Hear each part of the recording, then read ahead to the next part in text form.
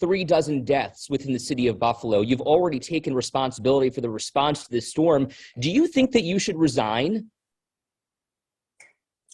No, I don't think I should resign.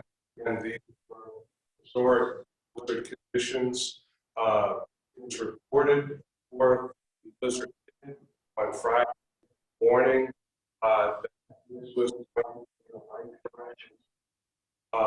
I said that people should not drive after Thursday, that people should stay at home after Thursday night.